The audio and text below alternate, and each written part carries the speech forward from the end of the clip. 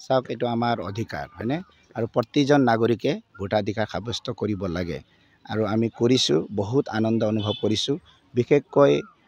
মোৰ সমষ্টিত আৰু এই মোৰ মানে যিটো কেন্দ্ৰ এই কেন্দ্ৰত কোনো ধৰণৰ মানে বিশেষ মানে বিৰোধীৰ কোনো ভূমিকা আমি দেখি নাপাওঁ সেয়ে আমিতো আলোচনাই কৰি লৈছিলোঁ যে ইয়াত যাতে বিৰোধীৰ কোনো ধৰণৰ মানে কিবা নহয় সবে ৰাইজে ইয়াত আমি বড়ো সমাজ আছোঁ আমি গোৰ্খা সমাজ আছোঁ আমি দুজনে মিলি দুটা সমাজে মিলি আমি চিন্তা চৰ্চা কৰিছোঁ যে এইবাৰ আমি পদুম ফুলৰ চিহ্নত আমাৰ নৰেন্দ্ৰ মোদী ডাঙৰীয়াক পুনৰবাৰ যাতে আমি তৃতীয়বাৰৰ কাৰণে প্ৰধানমন্ত্ৰী পাতিব পাৰোঁ তাৰ কাৰণে সকলো ৰাইজে স্বতঃস্ফূৰ্তভাৱে তেওঁলোকে সহযোগ কৰিছে মই ভাবোঁ এইবাৰৰ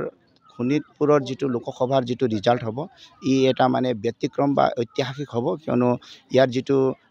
মানে ডিফাৰেঞ্চ থাকিব এইটো যথেষ্ট ডিফাৰেঞ্চ থাকিব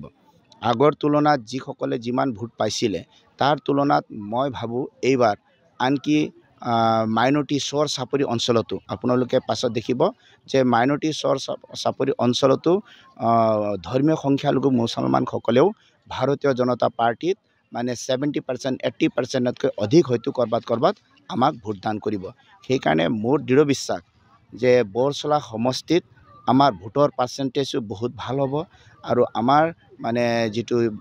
জয়ৰ যিটো মানে এভাৰেজ এইটো তুলনামূলক হিচাপে আগৰ যিটো আছিলে তাৰ তুলনাত অধিক হ'ব নাই আপোনালোকে নিজে অলপ চাই যাব পাৰে যে বিৰোধী আমাৰ ইয়াত একোৱেই নাই বিৰোধীৰ কোনো নাই ৰাইজে আমি আলোচনা কৰি লৈছিলোঁ যে বিৰোধীৰ কোনো ধৰণৰ মানে ইয়াত ভূমিকা নায়েই আৰু যিসকলে অলপ ভাবিছিলেও তেওঁলোকক আমি বুজাই দিছোঁ তেওঁলোকে ইয়াত কোনো ধৰণৰ ভূমিকা নাই কাৰণ সব ৰাইজ একচেটিয়া ভাৰতীয় জনতা পাৰ্টিয়ে যি ধৰণেৰে কাম কৰিছে সমাজখনে যি ধৰণে শান্তি আহিছে সমাজখনে যি ধৰণে ডেভেলপমেণ্টত আজি মনোযোগ দিছে